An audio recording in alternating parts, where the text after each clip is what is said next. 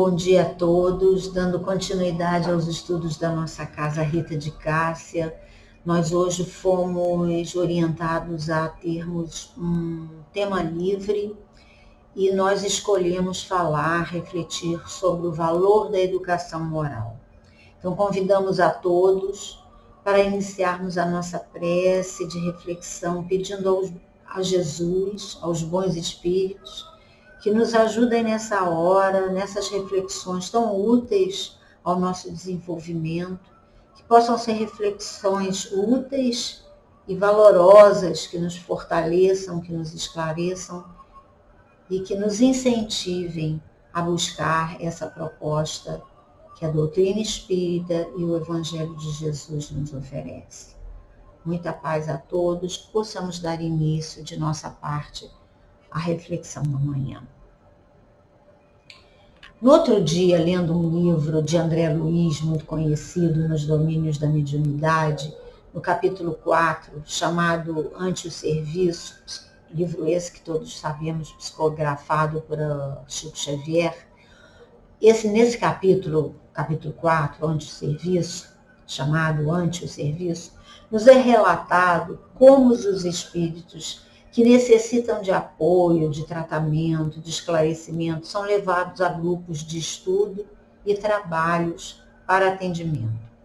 E quando nós encarnados buscamos, sejam nas reuniões presenciais, sejam nas reuniões de estudo, ou mesmo nas virtuais, em canais de YouTube, como essa que nós estamos nos propondo a fazer, ou qualquer em outra rede social, as nossas companhias espirituais nos acompanham, né? Os espíritos que nos protegem e querem o nosso progresso, a maior parte das vezes, são os responsáveis pelo incentivo de buscarmos esses estudos, esses momentos de reflexão, e os espíritos menos esclarecidos, em desequilíbrio ou sofrimento.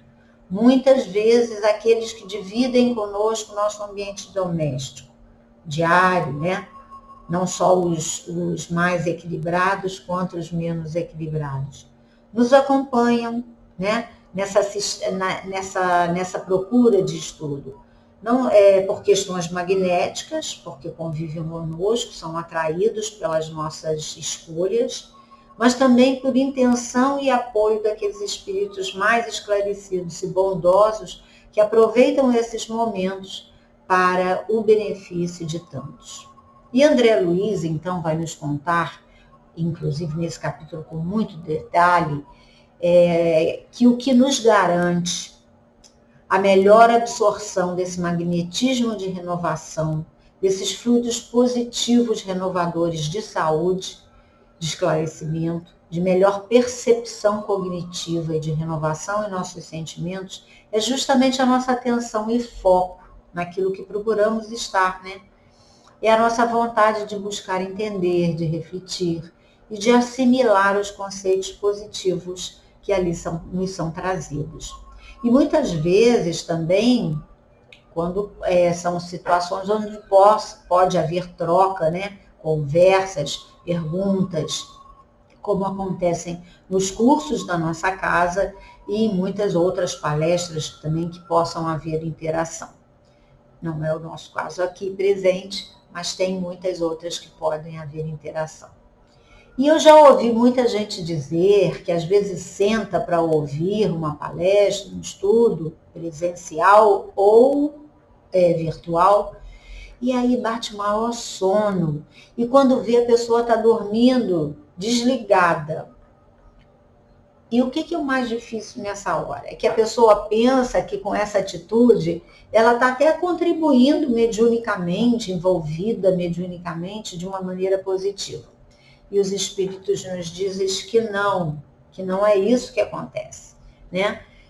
Nas palestras virtuais, às vezes inclusive em salas de Zoom, que são tão atuais hoje em dia, tem gente que estando ali, muitas vezes, fica olhando no celular, procurando outras coisas no celular, levanta, vão pegar biscoitinho, salgadinhos, e desavisados dos benefícios que estão abrindo mão de recolher em seu próprio benefício e em benefício da ambiência da sua casa, no caso de palestras virtuais, né? Apenas pela falta de foco e de atenção.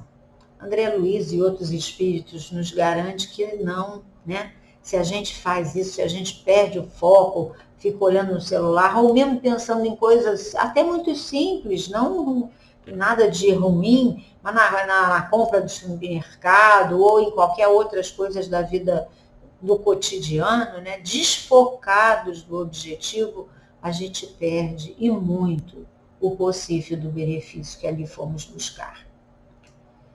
Essas escolhas, essas atitudes não nos ajudam e, pior, podem nos prejudicar e prejudicar aqueles espíritos que foram trazidos ali, às vezes com muito esforço, inclusive, pelos amigos espirituais, para atendimentos, tratamentos, que precisam do magnetismo animal que se estabelece quando se cria esse feixe vigoroso de pensamentos e sentimentos positivos no bem, e que proporciona aos espíritos protetores esses recursos para poderem melhor atender, atuar e ajudar.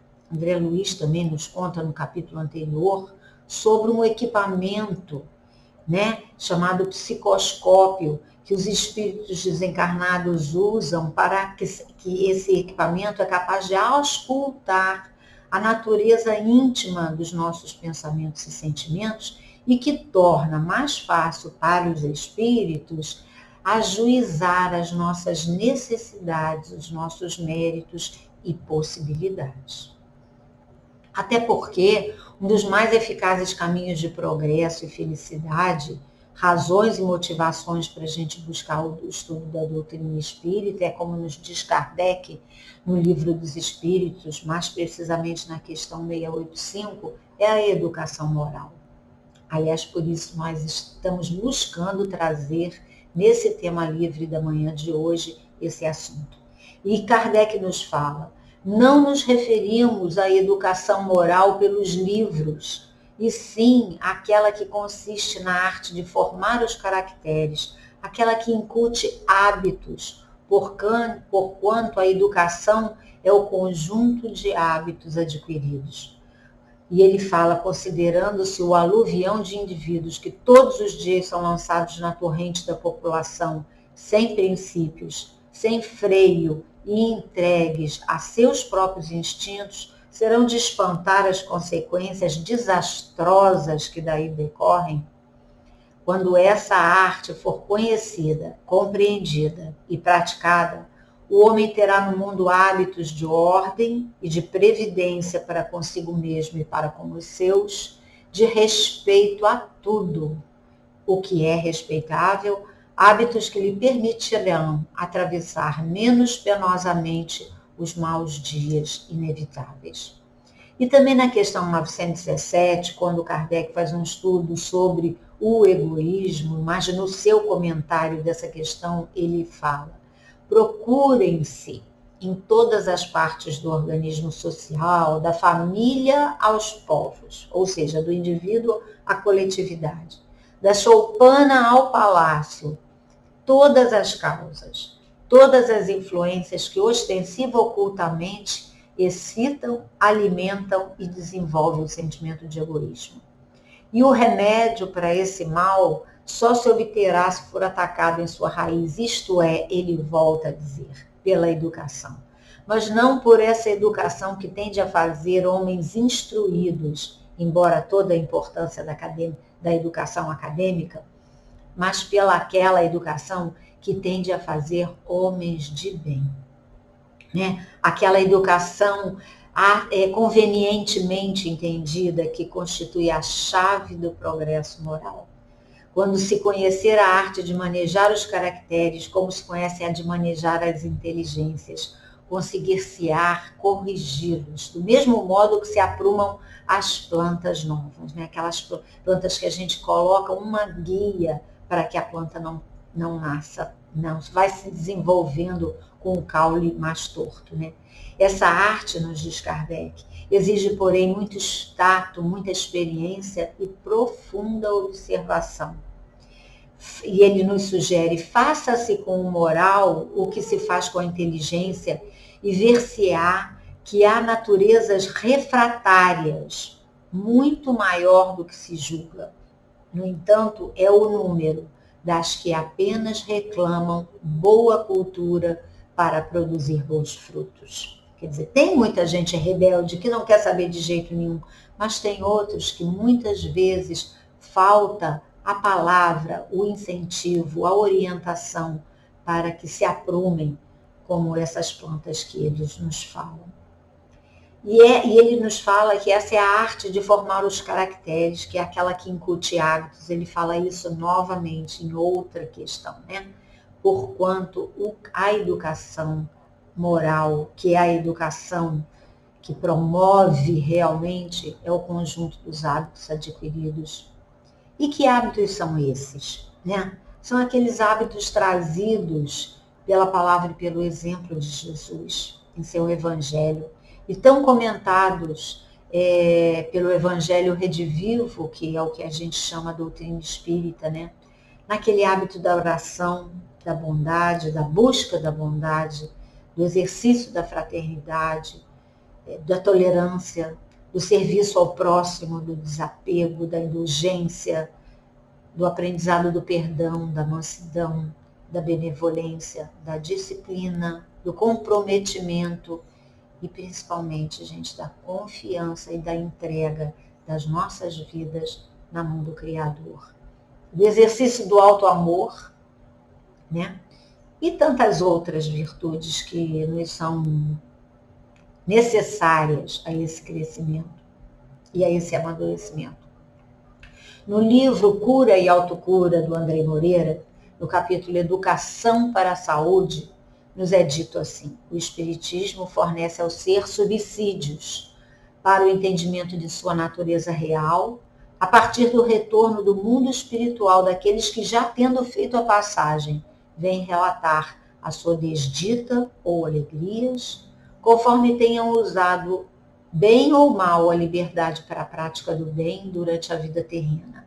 E no livro Céu e Inferno, Kardec faz o quê? Junta e apresenta mais de 60 comunicações, justamente de espíritos de variadas categorias, a relatarem a sua condição íntima e exterior na dimensão espiritual, conforme as suas escolhas e ações terrenas.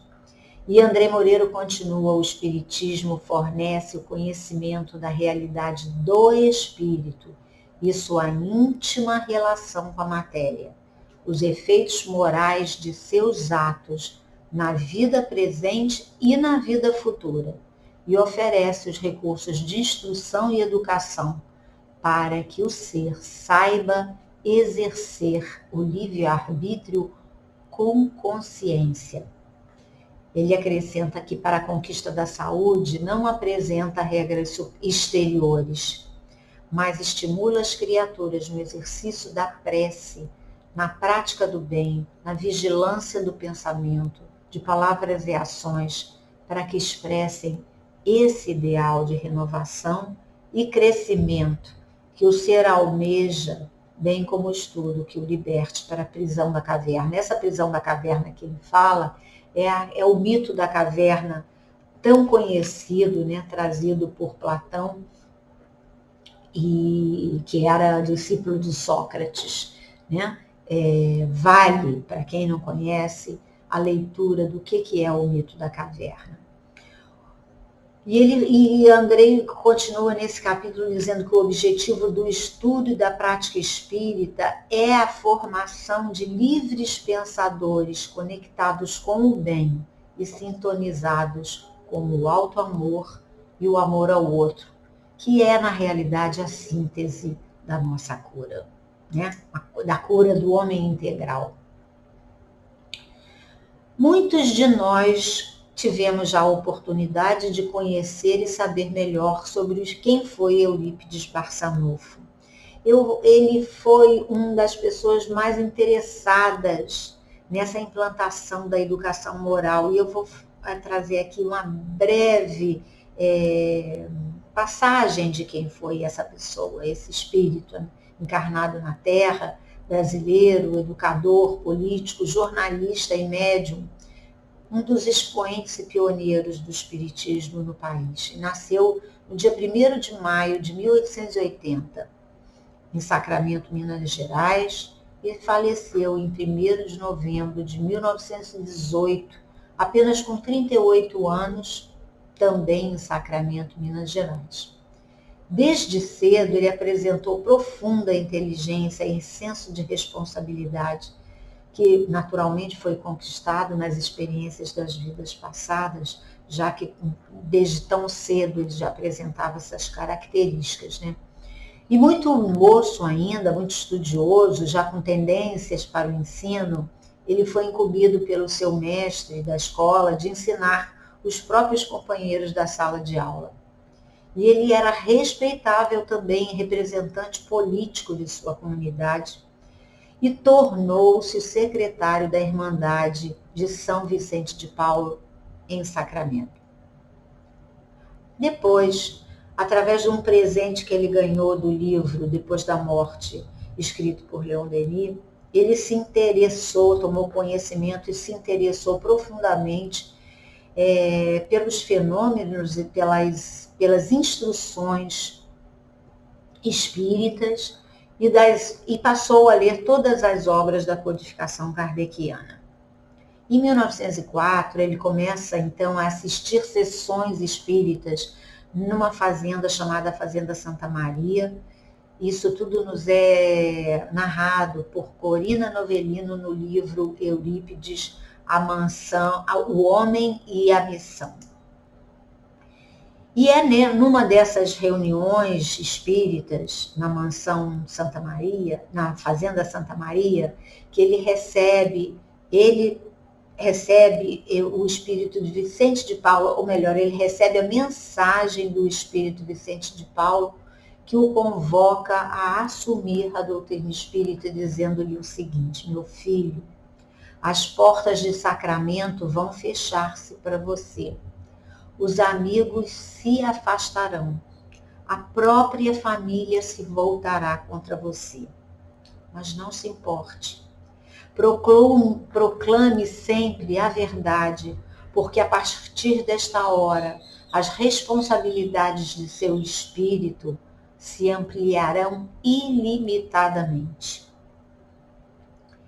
E foi exatamente assim que aconteceu, né? Diante da repercussão dessas opções que Eurípides Barçanufo passa a tomar, em poucos dias, em pouco tempo, ele começa sim a sofrer as consequências de sua atitude, de suas escolhas, mas ele persiste lecionando entre as matérias, e ele passa inclusive a incluir o ensino do espiritismo, provocando reação em muitas pessoas na cidade, porque ele passa a fundar um colégio, né? Ele tinha fundado um colégio, e quando ele começa esse ensino, ele passa a ser procurado pelos pais do aluno, que lhe oferecem dinheiro para que ele voltasse atrás quanto a essa nova matéria que ele estava ensinando, e ante essa recusa dele, os alunos foram retirados pelos pais, um a um.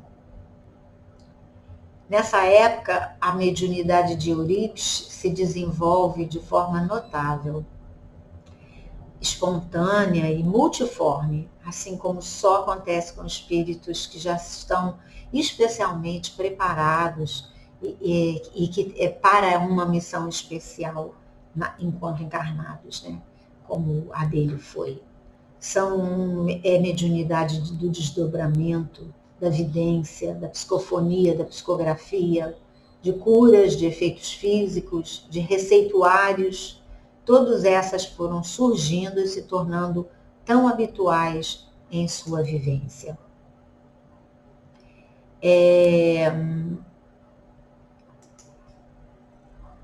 Eurípides Barçanufo, em 1905, ele cria então o Grupo Espírita Esperança e Caridade. E em 1907, ele funda o Colégio Allan Kardec, interessante, sob a inspiração do Espírito de Maria, Espírito Maria, Mãe de Jesus, Maria de Nazaré. que sugere a ele numa mensagem que no colégio que ele fundou, no Colégio Allan Kardec, ele ensinasse o evangelho de seu filho. Olha que coisa linda, gente. E astronomia. E ela assina essa mensagem como Maria, a serva do Senhor. Essa instituição se tornou um marco no campo da educação, ensinando, entre outras disciplinas, astronomia e fundamentos da doutrina espírita. É um colégio que se tornou conhecido em todo o Brasil e que funcionou ininterruptamente desde a inauguração até quando ele foi obrigado a fechar as portas por um tempo, temporariamente, devido à epidemia da gripe espanhola, muito já falado, inclusive hoje em dia falado muito, né? Que aconteceu entre 1918 e 1921. Então, entre 1907 e 1912, também Eurípides foi vereador na cidade de Sacramento. E ele trabalhava muito em benefício da comunidade, mas já trazendo esses conceitos que a doutrina espírita oferecia. E apesar de sua dedicação aos pobres da cidade, ele não foi compreendido por gente da igreja e acabou, sim, sendo perseguido. Eurípides, que já estava muito à frente de seu tempo, né, expressando essa condição de apóstolo e missionário do Cristo, percebe e é orientado sobre o comprometimento com esse projeto desse perfil de educação. Esse outro perfil de educação que não é só o acadêmico, mas que é o moral, que visa a trazer nessa nova pedagogia para o mundo os fundamentos dessa sublime pedagogia dos ensinamentos do Cristo, que é a pedagogia do porvir, que vê o ser além do corpo, que ensina que todos nós somos espíritos imortais com imensos potenciais a desenvolver, que ensina o indivíduo não só a manejar e conhecer os textos do conhecimento teórico, mas também a aprender a contemplar a natureza, a grandeza da criação. E por isso o incentivo do Espírito Maria que ele incluísse no currículo da escola o estudo da astronomia, que muitas vezes fica assim, gente, mas por que astronomia, né? Porque a educação ser a melhor educação, que não vai só tratar dos atributos da inteligência e da cognição, mas que vai voltar-se também ao coração daquele espírito reencarnante, buscando enriquecê-los de tesouros, como tesouros incomensuráveis, não só do Evangelho, mas que aprenda a reconhecer, através da astronomia, nesse caso, a imensidade da criação, né? É um dos aspectos dessa pedagogia. Então, que Maria falava do ensino do seu filho, que é a educação que não só se baseia no incentivo do conhecimento acadêmico. Lembra as questões que Kardec traz e da cultura, que tem todo o seu valor, mas que é muito mais abrangente, que é aquela arte de formar os caracteres. Formando esse conjunto daqueles hábitos sublimes ensinados no Evangelho, hábitos divinos que devemos trazer para a nossa vivência na Terra, visando esse caminho de ascensão. E o Espírito Emmanuel fala, onde o remédio para as calamidades e todos os sofrimentos da vida de encarnado que todos vivenciamos e vivenciaremos no mundo. Emmanuel fala, a educação no Evangelho redivivo, no amor, no perdão, na aceitação, na abnegação, na misericórdia. A doutrina espírita, então, é a pedagogia renovada do Evangelho. É uma educação que não apenas forma homens de bem-sucedidos na Terra, né? De homens bem-sucedidos na Terra, mas ilustra essa nova abordagem.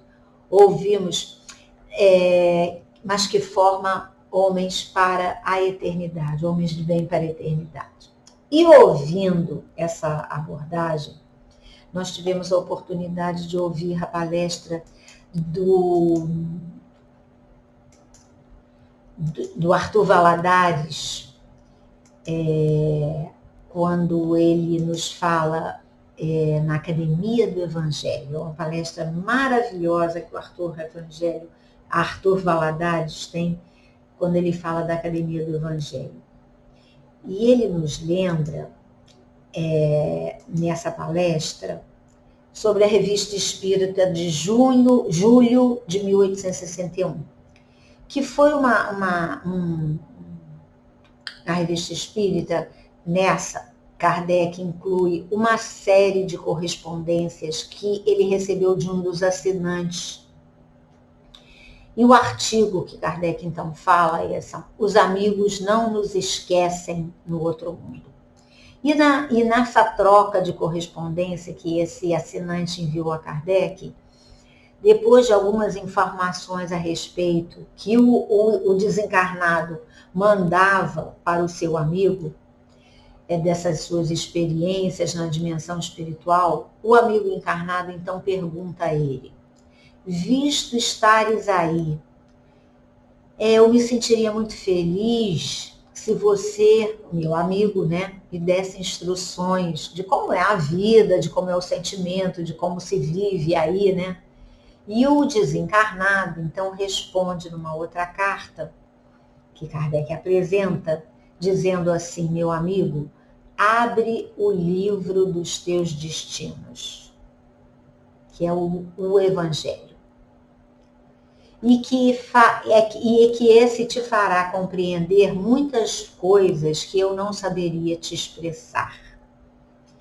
Acrescenta. E é essa escola, essa verdadeira academia que o Evangelho nos traz, que cada um de nós haverá de viver, recebendo lições, aprendendo ideias que muitas vezes não saberemos traduzir para outros, e que ficaram ali no santuário sagrado da consciência, como experiências conhecidas por nós, não mais só no intelecto, mas principalmente no coração.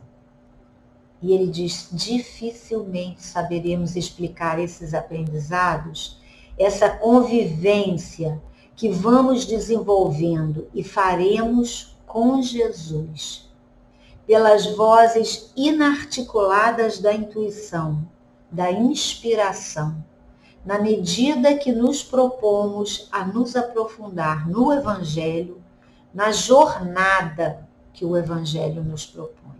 Ou seja, não só na leitura, mas na vivência de cada orientação, de cada preceito.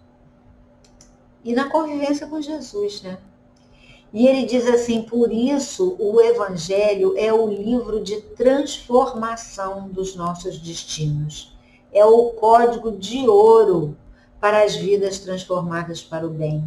A partir daquele, no caso Jesus, que vivenciou a realidade das leis divinas em si mesmo, exemplificando, sintetizando e nos ajudando a desenvolver em nós a renovação dos sentimentos, nos ajudando a sublimar sentimentos como a indulgência, a tolerância, o perdão, a fraternidade, a abnegação, a ressignificar essa história de sacrifício, quando ele nos diz: eu peço misericórdia e não sacrifício.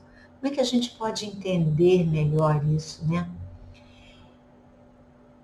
E o Arthur Valadares diz: não é só um conjunto de textos de letra morta, que Jesus vai nos ajudar atuando na renovação dos nossos sentimentos, porque nós não mudamos sem mudarmos as sementeiras na essência, mudarmos a nossa essência, não só na aparência, E aquele espírito, então, da correspondência que Kardec traz na Revista Espírita, diz para o seu amigo: nada do que eu pudesse te falar seria melhor do que o que já está no Evangelho, que relembra, que explica e que desenvolve o que o Mestre nos legou. Daí por diante, meu amigo, é com cada um. É na sua experiência pessoal com Jesus. Gente, isso é da maior importância. A gente desenvolver intimidade e uma experiência pessoal com Jesus. Há pouco tempo eu tive que fazer uma decisão que era de uma cirurgia que os médicos me orientaram a fazer e que eu estava na maior dúvida se eu fazia, por diversos fatores pessoais, íntimos da minha vida, da minha relação com meu marido, que estava também prestes a fazer um exame que poderia dar alguma coisa grave. E eu passei uma semana e as pessoas todas queridas deram muitas opiniões. Eu acho que você deve operar, eu acho que você não deve operar. Não, médicos e leigos, tá, gente? Porque agora, hoje em dia, todo mundo dá opinião médica, mas tudo bem. E aí fala, não, eu acho que você deve operar, o outro deveria. Eu falei, gente, eu ouço a opinião de todo mundo, mas eu vou resolver mesmo com Jesus. É na minha conversa íntima com Jesus que eu vou fazer as minhas decisões. Porque são decisões que implicam em muitas outras coisas. Não só essa, como qualquer decisão da nossa vida, principalmente as mais importantes, que a gente aprenda a desenvolver esse contato íntimo com Jesus, para sentir no coração a resposta. Porque ele já nos dizia, bate na porta que a porta vai se abrir. Busca e acharás. Né? Então, o Arthur Valladares e esse espírito comunicante que Kardec traz na Revista Espírita nos fala isso, né? Que a gente desenvolva essa intimidade com Jesus a partir do estudo do Evangelho, né? Nessa experiência pessoal com Jesus. Porque ele diz assim, a partir de um momento, nenhum expositor poderia transmitir, porque aí é a busca individual no templo sagrado do templo da consciência de cada um. Né? Então é aquela solicitação, aquela orientação de Jesus, e que a gente conversa com ele e diz, Senhor, para isso eu ainda não estou preparada. Para isso eu estou sofrendo demais, sustenta meu coração. Me esclarece quanto a essa dúvida, me esclarece quanto a essa dificuldade que eu ainda não consegui entender ou não consegui praticar. Né? São experiências do coração, como diz aqui, no templo sagrado da consciência. E ele continua dizendo, o amigo lá desencarnado, deixa a letra do Evangelho e toma o espírito desse livro sagrado, e nele encontrarás todas as consolações e orientações ao teu coração e ao teu destino. Porque todos os males decorrem do afastamento, do nosso afastamento das leis divinas. Todas as orientações, o rumo certo, encontrados, seja na convivência ou na busca interna, é através da busca da comunhão com o Mestre. E aí o Arthur Valladares nos lembra que após a crucificação, Simão Pedro, muito sensibilizado, após ter negado o Mestre 3 vezes, mas já compreendendo o caminho que ele tinha orientado, ele vai para casa, reza e pede, Senhor, eu quero fazer o seu trabalho. Como posso fazer? E nos é contado que naquela mesma noite, de repente bate um mendigo à sua porta e Simão Pedro o expulsa, achando um absurdo como é que um mendigo tinha coragem de bater-lhe a porta. E logo depois aparece uma mulher dita de vida mais fácil, pedindo ajuda, e Simão Pedro, mais uma vez, pergunta-lhe, como ousas chegar até a sua porta? E mais tarde ainda, aparece uma pessoa já ébria, né? Bêbada, pedindo algum tipo de ajuda, e Simão Pedro, mais uma vez, o expulsa. E no final da noite, então, ele ora de novo e pede a Jesus: Senhor, por que não me trouxeste trabalho? Jesus então se materializa em sua frente e responde: Como não, Simão? Só hoje eu lhe enviei 3 oportunidades. Só o contato íntimo com Jesus pode nos esclarecer de uma maneira mais profunda no nosso coração essa qualidade de entendimento e de vivência. Por isso, esse espírito desencarnado diz a seu amigo: não inquietes com os termos obscuros que você possa ler no Evangelho. Busca o pensamento e o teu coração interpretará como deve interpretar. Pede e receberá. Busca e achará. Nesse caso, para entender as luzes do entendimento, que era o que Jesus falava com a gente. Vai orar, entra no seu quarto, fica sozinho, conversa com o Pai, e Ele saberá das tuas necessidades e como te responder. Claro, meus queridos, que isso demanda paciência, tempo, amadurecimento, comprometimento, estudo, esforço e principalmente continuidade dessa prática. Né? Não é a gente fazer uma vez no início do ano e depois nunca mais fazer. Né? Porque esse exercício desse conhecimento e dessa intimidade só se revela, como nos diz André Luiz, o Espírito André Luiz, verdadeiramente para aquele que persevera nesse esforço e nessa vontade. Paulo de Tarso dizia: aqueles que se esforçam, o Senhor lhes virá e trará o entendimento sobre todas as coisas. Aqueles que se esforçam. E continua então o espírito desencarnado lá da Revista Espírita. Como bom amigo, volto para te dizer: aproveite enquanto é tempo, usufrua ao máximo dessa bússola divina, que é o Evangelho, que nos foi ofertada, para que o tempo não seja desperdiçado, para que a experiência de encarnado seja aproveitada ao máximo.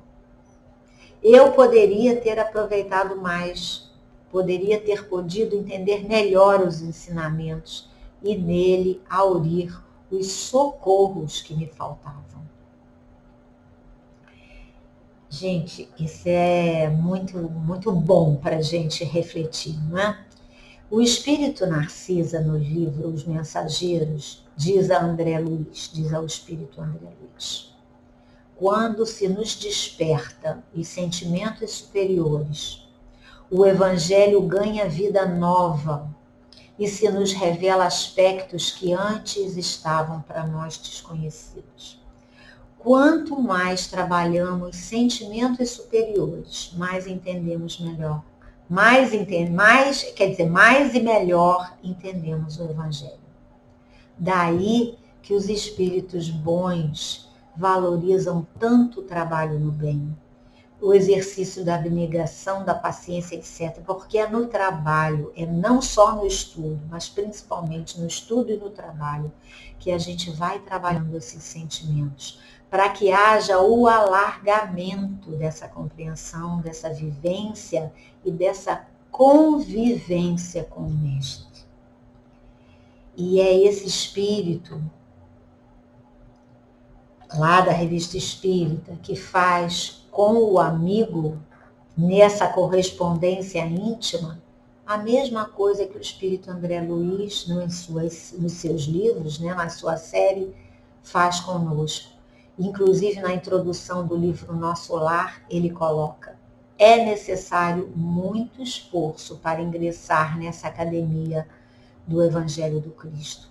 Não só um esforço intelectual das lições de Jesus, não só um esporte da inteligência, mas uma escola nos preparando para a imortalidade, para entrar nesse terreno de nós mesmos e acolhermos quem somos, como estamos, mas termos a firme vontade de cada vez sermos melhores.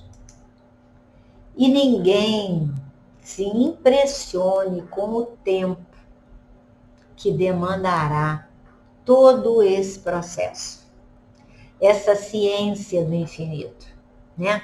Porque num aprendizado acadêmico, às vezes, para ser um médico, por exemplo, precisa de no mínimo 8 anos, né?